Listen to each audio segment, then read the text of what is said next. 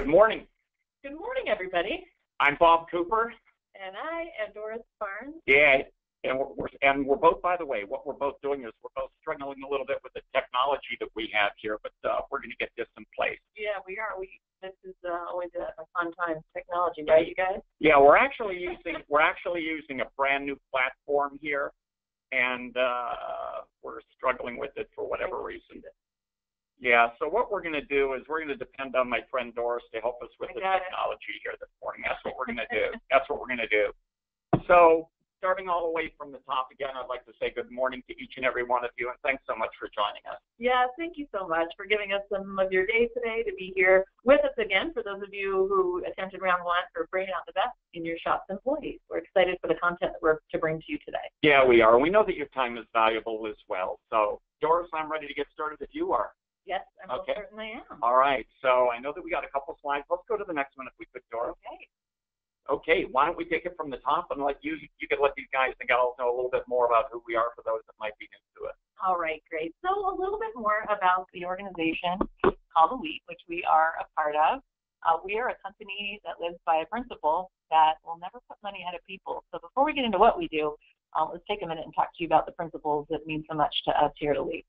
So that's a little bit more. Yeah, well said, Doris. Yeah. Well said. Yeah. Well said. And this is what we do. For those of you that are new to us, what we do is we help shop owners build more successful businesses, like it says on the screen, and reach their goals. And what's really important to us is we not only help the guys and gals that we work with, but we want to make sure that we have a positive, a really great impact on their employees and their customers and their entire community. So this is much of the mission that we're on. This is what we do. Yeah. Thank you, Doris. Sure. Mm-hmm. So our course objective while we're with you today will be to share some proven tips that you can immediately use to bring out the best in all of your employees. Yeah, I think you're going to really like what you discovered today. I really do think you're going to like it. Important subject today here, huh? Yeah, you bet. You bet. So first and foremost, how do you best benefit? The most important, one of the things you do is make sure that you're uninterrupted. I know that that's not easy to do in the workplace all the time, but if you can, then it's going to really help you in many different ways. Mm-hmm. Take good notes while you're with us. Again, there are going to be a lot of helpful tips that you may want to make some notes on. Mm-hmm. And then post session, if you have any questions, we'll let you know how you can reach out to us if you need to at all. There you go. There you go. And one of the things that I think that you really need to consider doing is we're going through this course today. Find one tip. Find one thing that really resonates with you and tell yourself that you're not going to apply it later. You're not going to think about it later, but it's something that you're going to do immediately, that you're going to do it right now today. If you do, I think you're going to really be pleased with the results. Yes, you guys, it's not about information. It's not just application. So I love that Bob put that and gave thought to that and shared that with you today. During our session, you can submit questions via the question panel. So on the right side of your screen, you have a little orange arrow. You can click that. You'll see a panel. And at any time that they pop up, it doesn't matter when it is, you can type them in. And then we will take a minute later on during the webinar to answer as many questions as we can for all of you. Yeah, we certainly will. And for whatever reason, if we can't follow up with all of you live at this time, then what we'll do is we'll certainly follow up with you after this course is over. Absolutely. Okay, Doris. So, how to best benefit? We're still on how to best benefit. Click this small orange button to hide your control panel. So if that's in the way and you can't see the slides, you can slide that over by clicking that orange button, and then you can click it again to expand it. So with that said, let's get started. Okay, first things first, one of the things that we need to do is when it comes to employee management, the first thing that we always need to do is we need to make sure that we have clearly defined goals in place. We all understand that. I'm sure each and every one of you do. But most importantly, there's something that needs to be said about setting goals. So number one, you have to make sure that they're clearly defined. You can't just say, hey, we're going to have a great month this year, we're going to have a really great week or a great day or whatever. They have to be clearly defined, first and foremost. And then what do we have after that, Doris? Ensure that every time you set a goal, there's a deadline attached to it. Rule with goals, it's really not a goal. It's kind of a wish. It's not really definitive unless it has a timeline attached to it. So as you're setting goals for yourselves, for your companies, for your employees, make sure that you have a deadline attached to when that needs to be accomplished by. Yeah, great comment, Doris. Great comment. And it says, whenever possible, break the goals down into daily goals. And what this means is one of the things that we experience all the time, and I know that all of our coaches are dealing with it on a regular basis. The shop owners will say that they have goals, and they'll say that as an example with their advisor, they'll have sales goals, and they'll say, well, we have a sales goal of doing $800,000 a month. Well, you know what? That's great, and that's good to have in place. We're certainly against that. But if you just have monthly goals, as an example, with an advisor, you're going to get in trouble every single time. Because if after the first 2 or 3 weeks they're way off and they know that they're just that 100,000 is just unreachable, they're going to sort of shut down, the third and the fourth week. On the other hand, what's the irony of that is if you have a $100,000 goal, in the first 3 weeks they do maybe, let's say, 100,000, they're actually going to start to throttle back a little bit in the fourth week. And the reason that they're going to do that is they're a little afraid that if they continue to charge ahead and turn out a month of 120 or 130,000, that what you're, as the owner, what you're going to do is you're going to raise that goal the next month. They're a little anxious about that. So what you need to do is you need to take that goal and you need to break it down, not just into weekly goals. Of course, you need to do that. Let's say 100,000, you break it down to $25,000 a week, but you need to break it down into daily goals as well. Doris, is there a value in that, having daily goals? There really, truly is. So, making this seemingly hard to accomplish long-term goal more accomplishable through short-term mini wins is really, really critical. Harvard University actually teaches that the purpose of any short-term goal, which a daily goal would be in an advisor's world, is to change behavior. So financial gain, of course, is going to be the result of in business, but it's really, truly meant to change behavior. So if your advisor gets used to paying attention to hitting a daily car count goal, a daily sales goal, a daily GP goal, or what have you, then all of a sudden, when they're not reaching that goal, they're going to start to get creative as to different ways that they might be able to bring one more customer in that day. They might call a customer that's on the schedule down a week later and see if they could bring it in early to hit that car count goal. It'll start causing them to pay attention. So that's number one. And number two, it's also going to give you the opportunity to be a part of them meeting or not meeting those daily goals. So the beauty of that is, if as long as they're meeting the goal more than they're losing, it gives you chances to praise their behavior. Right, Bob? Yeah. Oh, this is so cool. So let's say, for an example, Doris is an advisor that works with me, and let's say that $25,000 week goal now that we broke down to $5,000 a day, and let's say we're open 5 days a week, and then we go, okay, yeah, we got a $5,000 a day goal. How are we going to break that now down? And what we're going to do is we're going to say, well, look, if our ARO, as an example, is $500, then what we need to have is we need to have 10 cars a day. So Doris is going to be working toward a goal of $5,000, and she's going to be working toward a goal of 10 cars a day. So she'll have a list, somehow or other, a way of taking notes on this, and she'll have 10 at the top. And then when that first customer brings that first car and she draws a line through the 10, now she needs to get 9 more cars in. When the 9 comes, second one comes in, she draws a list through it. Now she needs to get 8 more cars in. So this is going to keep her laser focused on car counts, getting those phone calls, getting those customers into the shop. And it will help her achieve that goal of the $5,000 a day. Now, at the end of the day, this gives me a great opportunity, like Doris said, if she nailed it and hit the goal, it gives me a great opportunity to praise her performance. If for whatever reason she missed the goal, she came in short, we could talk about it. I could still praise her as a person. We could talk about what could have been done differently. And lastly, if she does hit the day of the goal of $5,000, when she goes home, she's going to feel, how are you going to feel, Doris, at the end of the day? I'm going to feel accomplished. I'm going to feel great about myself. What does a success in a given day even mean for, let's say, a service advisor, right? Busy does not mean successful. Yeah. So this is going to give me that sense of accomplishment as well. So it's just so powerful. And this is something that will, if you're not already doing it, take our word for it. As long as you're paying attention in management, as long as you're regularly communicating with your staff about the goals, as long as they are set appropriately, and as long as your employees are able to meet them at least 51% of the time, up to maybe 85% of the time. This is what Harvard teaches us, meaning they're going to be able to win, like I said earlier, they're going to win more than they'll lose. Yeah. So what if they lose more than they win, Bob? What's going to happen? Yeah, well, if they lose more than they win, as you can imagine, just like children or any of us, what they're going to do is they're going to start to feel frustrated and their self-confidence is going to start to wane. On the other hand, if they feel that they're a winner, at the end of the day, they had a good day, they go home, they did $5,500, they're going to feel like they've accomplished something that day. Like Doris said, it wasn't just that they were busy. We don't care if they're busy or not. What we care about is they're productive or not. So this allows them to go home feeling like a winner. It inspires them. So this is huge, guys and gals. This is really super huge. So don't miss this one. Yeah, so to bring it full circle, I sort of started on this saying that if you do this within your business and you pay attention as management, you will start to see this dramatically impact the numbers of your business and your advisor's ability to grow. And this, of course, doesn't just apply to service advisors, but they're the best example that I can think of at the time. Amen. Let's go to the next slide. All right. Next bullet point, Okay. if we could, Doris. Could we please? Number 4, and this is, if you could take the lead on this one, Doris. Sure. Number 4 says, we always want to make sure in management and setting goals to incentivize the appropriate behavior. So premise of this, guys, is that the behavior you get is the behavior that you reward. So if we're thinking of a service advisor, once again, what do we want to reward? What kind of behavior do we want to see? And if I'm thinking off the top of my head, I'm thinking sales goals, I'm thinking GP goals, and I'm thinking customer satisfaction goals, actually. Now, and so think in terms of obviously the production piece, the happy customers, team spirit, measurable growth and improvement in the company, in any position in your company, those things need to be considered. But in addition, let's say an employee goes above and beyond.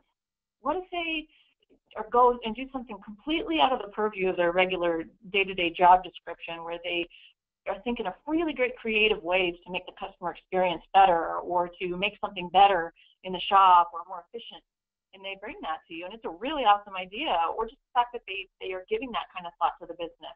What can you do to reward that kind of behavior? So think about that, and always remember in management that the behavior you get is what you're rewarding. Yeah, this is huge. Always think, like Doris says, really right? big. Always think through it. Always think through what are you looking for behavior that you always, because like with many guys, what they'll do with their advisors is they'll just give them sales incentives, and that sounds cool until they realize they're starting to get a lot of comebacks, not a lot of unhappy customers, because all that the advisor now is focusing in on is driving the top number. That's all that they're focused on. So you really need to think through that process. What do we have for the next bullet point on this? Ooh, look at this one. This is a cool one, yeah. Set minimum levels of acceptable performance. The best way that I could explain this one to you is it's no different than all of you that have small children at home, all right? It's really cool to think that your children are going to come home with straight A's. I mean, that's really a great thing to aspire toward, but we all know that all children aren't gifted in all the disciplines. So there are a lot of kids out there that are not going to get straight A's under any condition. But we want them to excel in the areas where they're really talented and where they have the ability, the competency to really excel. So what should we expect of kids? Well, from my point of view, you need to give them room to breathe. And it's no different with employees. I'll bring this to employees in a moment, but you need to give them room to breathe. So as an example, you can tell small children, look, come home with straight A's and we'll go to Disneyland. We'll spend a week there or whatever, a few days there. On the other hand, if you come home and you're talking to your little daughter or little son, you say, look, honey, if you come home with just all A's, but you have one B, you got to understand we're not going to go to Disneyland if you have anything less than all A. But if you have one B or so, then what we'll do is we'll go to another theme park or a local theme park. But you also have to understand this. If you come home with more than one B, if you come home with a C, then we're not going to go to any one of those theme parks. We're just going to be at home this summer. So now they know that they have some space in there where they can live, where they can perform. It's no different with your employees. We call these MLAPs, minimum levels of acceptable performance. With your technicians, your advisors, everybody that works with you, you need to set, we're talking about productivity. We're not talking about compliance. We're not talking about the sidelines. We're not talking about coming in on time. We're talking about productivity. You need to let them know that, look, this is the minimum level of acceptable performance when it comes to GP, when it comes to sales, and of course this is all based in ethics. When it comes to happy customers, these are the MLAPs. You need to set these for technicians as well. And then every quarter you need to review that. And if they're not where they need to be, then Doris and I will help you with that. But you need to have these in place. So when you're setting goals, don't forget, it's not just goals, but you also have to have these MLAPs in place. Yeah, you guys think about this too. If you don't do this and you just have a goal, but your employees aren't meeting it enough to where you're able to hit your annual goals as a business, what are you doing to not have a minimum? How are you ever going to be able to define what that particular position in your company needs to do productivity-wise for the company to reach the goals? So if that person is not able to meet those minimum levels of acceptable performance on a regular basis, then it's when we need to consider what would we do in management, and that's going to be in a minute here. We'll talk about that. Yeah, and as an FYI, I'll give you a little insight. I should not even tell you guys in Gallup. Purity, we do have MLAPs as well. And just to give you an analogy, like you think about the kids with the A's, here the minimum level of acceptable performance is an A-. That's right. Right, Doris? Actually, it is. We do accept A pluses, obviously. A pluses are expected. Of course. A's are accepted, but A minus is MLAPs. It is. Yeah, then they're off the bus. Yeah. Okay, let's go to the next one, Doris. Got to have high standards. Yeah. Oh, boy. Well said. And we have to praise positive behavior every single time. So when you see an employee, a service advisor technician, just does a phenomenal job at dealing with a customer or handling a difficult challenging car, or just interacting with employees in a way that you really are thrilled with, any positive behavior, in that moment, take a minute and stop and praise that positive behavior as close to the time that positive thing happens, and let your people know how much you do appreciate what just happened and that they're really good at what they do. Yeah, this is huge. So a lot to be said about setting goals, I guess. Yeah, a lot to be said. Okay, so we're good. So let's go to the next slide if we could, Doris. Okay. No, let's go to the next slide. Okay. All right. Okay. One of the things that we need to do is we need to understand that whenever we're dealing with employee behavior, we always know that there's going to be a lot of different things that employees are going to do. Now, there's some behaviors, as you well know, that is, let's just say, completely unacceptable. It's grounds for immediate termination. Mm-hmm. If they do drugs, if they steal something from somebody, if physical violence, there's a lot of things that cause immediate, letting go of an employee. But other than that, how do you draw a line in the sand? What do you do with the guy or gal that is starting to develop a pattern of just things that are what you don't expect to see? They're sort of like not way out of the rules, but they're a little bit out of the rules. They're pushing the boundaries. And when I was still in the business, the auto repair business, I struggled with this like a lot of shop owners do. And I finally came to the conclusion, I said, you know what, I'm going to think through this. I'm going to go home, I'm going to think through the process, and I'm going to come up with a way to deal with behavioral issues like this. And I came up with what I refer to this day as my 3 strikes method. And it works like a champ because it is just filled with reasoning. So here's what I'm going to do. Since most owners that we work with, the struggle that they have, the most common struggle that we see is they'll have a tech that comes in late. So for the purposes of what we're doing here today, Doris and I are going to do a little role play, and let's go into the assumption that she's the tech and she's coming in late. So I'm going to do a little bit of a role play with her. Let's say she came in late this morning, and let's say that I've noticed that she's developing a pattern of this.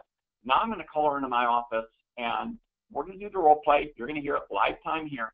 And then after we do the role play, what we're going to do then is we're going to take just a couple minutes, and we're going to sort of dissect it and explain it to you as well as we can in the amount of time that we have. Hey, Doris. Hi. Do you have just a moment? Yeah. Yeah. Hey. Yeah. What happened? I couldn't help but notice it's you're 15 minutes late today. What's going on? Oh, man, I know. I was going to come in here, but I just wanted to quick get out of the shop. I got a car. I got to get out of here. I really struggled this morning. There was an accident, and I had to take like this really crazy detour, and then I got off on the wrong exit, and it was a nightmare this morning getting here. So, sorry, boss. I'm going to make sure that doesn't keep happening. Okay, and as you all know, that's what we call an excuse. What she's really saying is, it's not my fault. She's saying, it's not my fault, it's somebody else, it's not my fault. I have to put the monkey on her back. Well, Doris, let me tell you why I'm a little anxious, all right? I know that last Thursday you were late. Mm-hmm. I know that the week before you were late as well, and 2 weeks before that you were late twice, and it looks like there's a little bit of a pattern developing here. Mm-hmm. Let me tell you why I'm concerned, all right?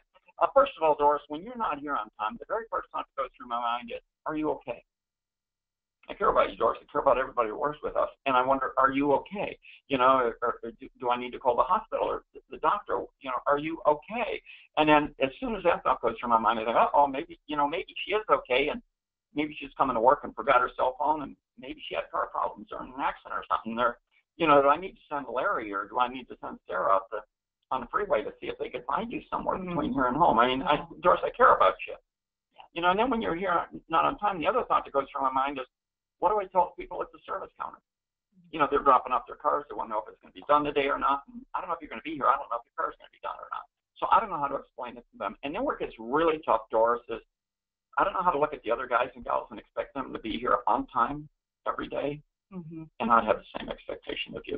No, look, I know old habits are hard to break. I get that. I understand it. So this is what I'm going to do. Next time you're late, it's going to be, don't even worry about it. It'll be on me. Whatever, it just doesn't matter. If you're late a second time, that'll be on me too. But Doris, you have to understand, if you're late a third time, then it's going to be a really tough day for me. Because what I'm going to do is I'm going to invite you into my office, and I have to give you a final paycheck. Doris, please, please, please, please, don't put me in a position where I have to give you that check. We got a deal? Mm-hmm. We got a deal, Doris? Yeah. Okay, Yeah. first start. All right, All got right. a deal. Thanks, Doris. Thanks. There you go. Now, Doris, what happened? So, again, you started to see a pattern here. You use the 3 strikes method when you see a pattern of behavior that you need to break, okay? So there was that happening. Now, Bob did something really, really critical here that you need to make sure that you do. You don't want to just pull your employee into the office and say, hey, look, the first time this happens again, without giving them the reasoning that Bob gave me as his employee. So that was the real key to this. People always need reasoning. Your children need reasoning. They need to know why. And when that technician can see, you know, what's in it for the company, what's in it for him, what's in it for the customer, what's in it for the rest of the team members, how Bob really does care about me and really probably truly did worry, then that sort of gives that meaning on, you know, why is it? And so many times I think technicians, well, I'm the best producer and I stay late all the time anyway, so what's the big deal if I show up 15 minutes late here and there? Yeah, so I'm always working overtime right? for the company. Yeah. So that right there is the perfect way to rationalize why it's so important. And then now you're done with it. You're done. You know, if that employee goes so far as to say, well, in what period of time, you probably got the wrong person. Yeah. Well, in what period of time, right? and they will do that. Right. In what period of time, 3 strikes? Yeah, yeah. So, you know, when they come in 2 years later, and if it's that 3rd time, you better let them go. Yeah, this really does work. This really gets an employee to search their soul. Yeah. And come to a conclusion as to whether or not they're a good fit for your organization. This is what it does. You give them the opportunity to still make a mistake or two, but still continue on with your company. And the guys and gals that really do care about you and really care about your organization, they're going to understand it's a wake-up call. Then you no longer have to worry about whether or not they'll work on time. You're done with it. All that you need to do is have a pencil, right, and mark the calendar if they're late. That's all that you need to do. It doesn't matter what it is that happened. And sometimes I've heard people say, well, Cooper, wait a minute. What if you have an employee that they run over their cat one morning, they drive over their, after the 3 strikes, they drive over the cat. The next day their grandmother dies. The 3rd day their house burns to the ground. And my argument is you need to let that employee go because that employee's a black cloud anyway. Something's going to happen. It's serious. They got serious issues. They got serious issues. We know that there's circumstance. We don't want to be misunderstood. Mm-hmm. What we're talking about are these feeble excuses that people give all day long. So you could use this for technicians or people that swear. You could use this for techs that throw tools or tantrums or whatever. You could use this literally for anything. Works like a champ. Doris, let's share another one with them that can help them a lot. Okay, this is another really great tip here, you guys. This is so in dealing with underperforming employees where they're not able to meet the mark with production, what are we going to do as a manager to determine, you know, what's my job now? Okay, so I have this employee, they're not able to meet the mark, we've set the goals, we've set the MLAPs, and we're just not able to get there. I need to first start with looking at myself as a manager, my responsibility to this employee and to the company, and have I done everything that I need to do? So the very first thing, we're going to call this utilizing the elite 4 T's of managing people. And so you may want to make a little note somewhere about the 4 T's. Yeah, write this down. Jot these down because you can cycle through this every time you're dealing with this situation of underperformance. So the first thing as managers we always need to ask ourselves is, if the employee's not hitting the mark, number one, have I provided them with the tools that they need to be successful? Have they had the right training?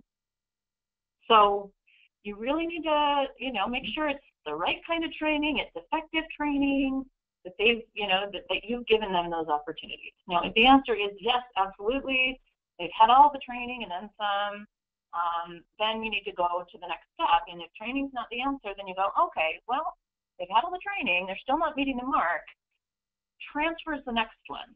So what this means is, well, they may not be the perfect fit for that position. They may not be your A player service advisor or your A plus tech or A tech. They might need to be in a different position. If it's a tech, maybe they're doing more maintenance, quick service work. If it's an advisor, maybe they're the cannon loader instead of the A player. Can you transfer them into another position with the company? Maybe they can move to management instead of sales, right?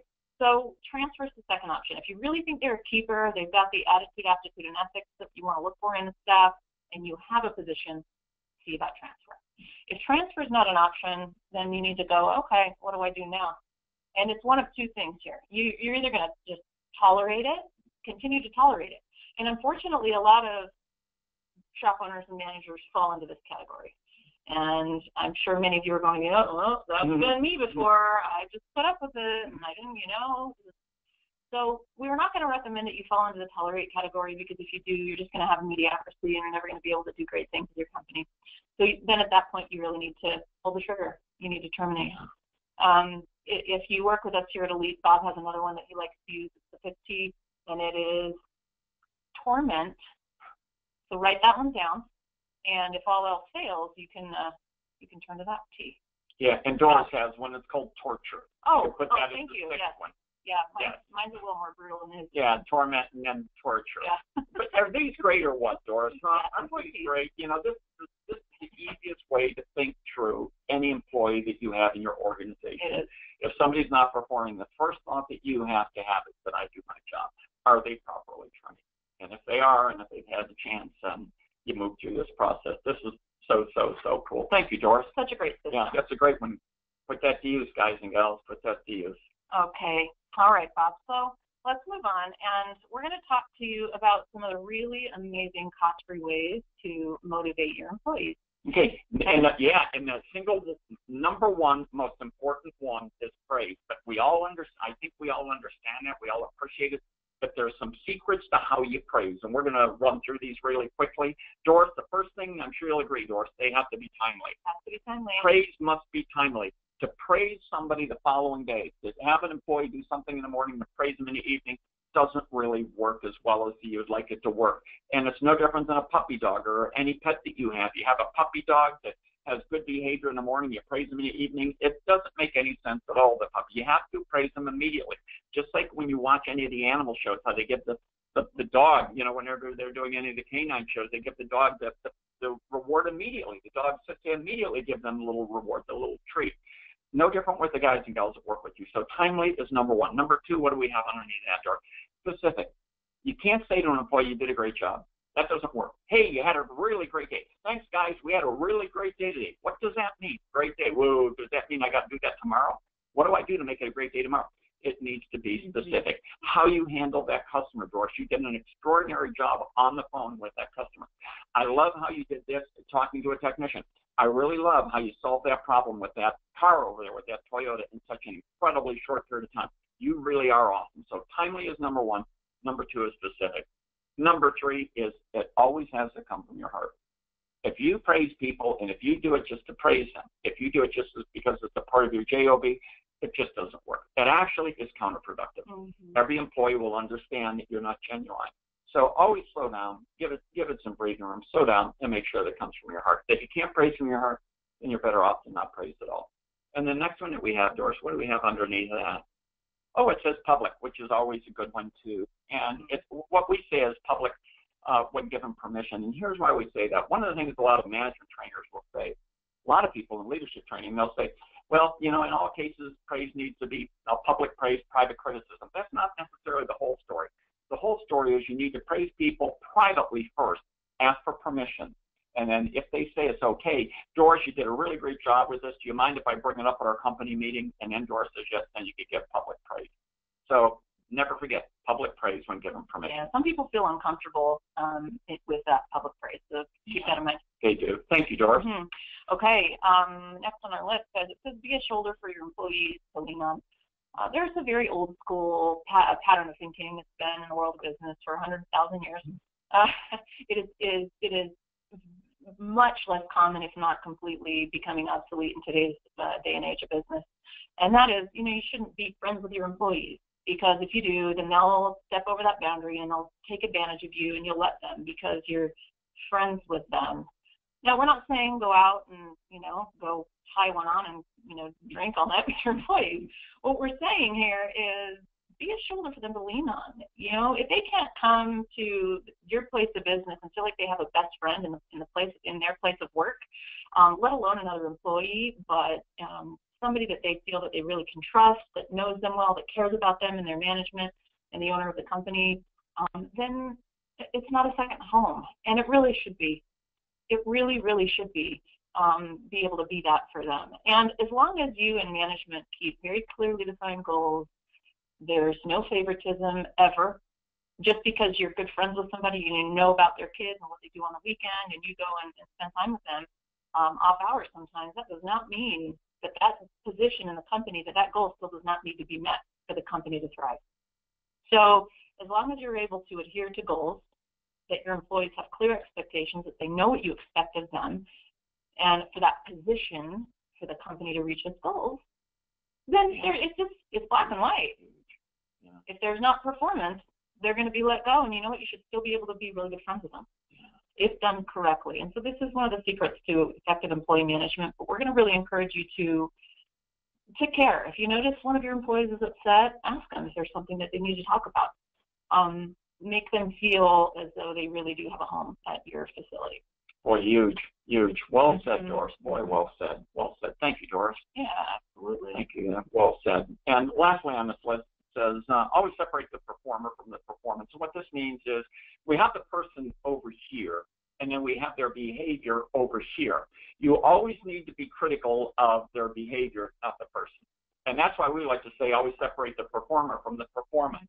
Always separate the little guy or little gal that was playing the piano, the person from their performance, playing the piano. So when you're dealing with technicians, when you're dealing with advisors, always make sure that when you're being critical, when you're criticizing, when you're analyzing any of their performance, always focus in on the performance. You can praise the employee and you can be critical of the performance at the same time.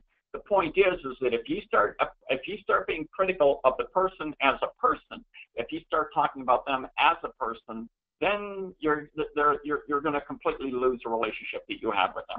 People can't change themselves. What they can change is their behavior. They are who they are. So help them know that they as a person are really good people. Give them a kind of hug, as we like to say, and then talk about their performance. In all cases, guys and gals. Okay, we've been the chatty guys, Doris. Yeah, we would love to take some time here to answer some of the questions that you guys. Okay, Doris, so we'll have to go up to here. We'll have to show that screen, and we'll have to see if there are any questions. We'll have to go down to questions. And then you'll have to expand that. If you have any questions, now would be a really great time to type them in. You can expand the box then, Doris, or break up loose somehow over here where it could come over here, if you recall. Yeah. And let's see what we have for questions.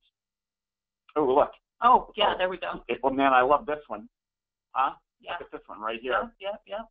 Okay, so we have a question. Oh, we already answered. Yeah, we kind of answered that one. Yeah, go a little bit further with it. That's the question. With 3 strikes, how long do I give someone? Yeah. So we kind of went into that a little bit, right, guys? Yeah, so we'll elaborate a little further on that. Yeah, go ahead. So really, you know, you got to use your best judgment. No, there's not like a set answer to that question, but you should just see that pattern in behavior stop. That's the bottom line.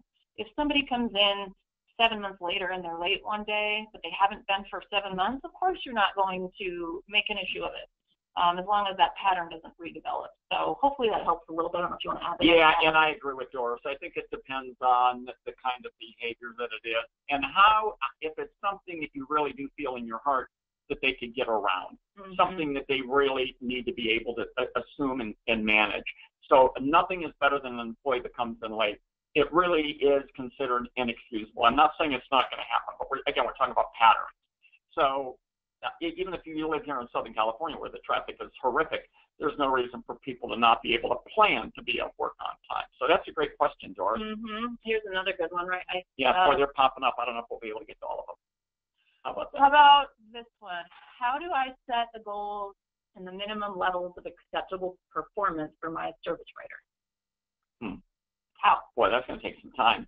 Let's give them some heads up, could we? Yeah. Some tips? Yeah. So how you would set the goals, you should really consider taking your annual goals and breaking them down. If you just have one service advisor and they're doing all the writing, well, then that makes it pretty simple. You need to set these minimum levels of acceptable performance. I would recommend, Bob, tell me if you agree, to set the minimum levels of acceptable performance to be able to have that employee or the company reach its annual goal. Absolutely. The goal would be anything above and beyond that annual goal. Absolutely.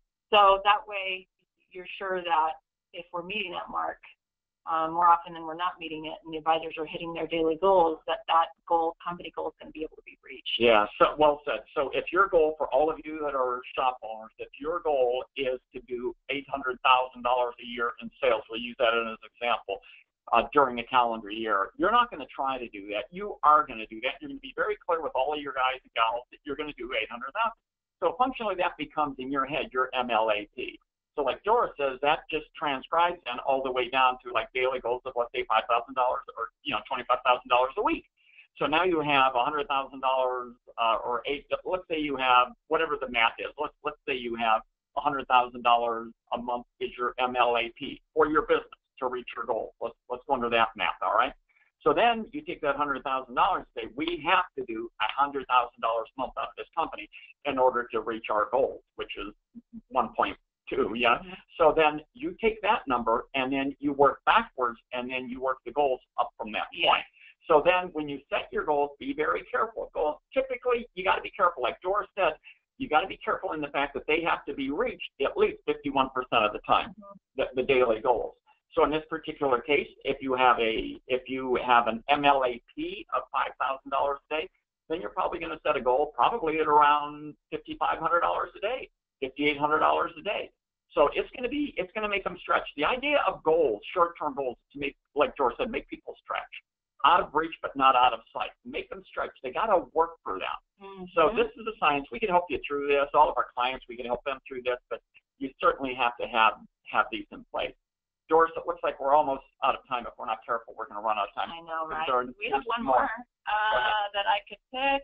How long should I give my techs to meet the minimum requirements? How long? How long should I give a text to meet the minimum requirements? What's your answer to that? Well, I think that depends on what you're willing to sacrifice with your business. So if you have a tech that is not performing, he's not producing the billable hours, you've already done the first T, which is training, you know that he has it, and let's say you see that he is making progress, he is improving, and you say to yourself, you know what, it's going to be a long haul with this guy, but he is improving. You got to make that decision. Yeah. Are you willing to compromise your goals in order to have him not meet his MLAP? That's a decision that you really have to make. And lastly, before, one important point that we didn't discuss, Doris, but I guess it ties in at least two of these questions, is when you are setting these MLAPs, we're not suggesting under any terms or conditions that you go to your advisor every week or every month and say, you got to do this when it comes to sales.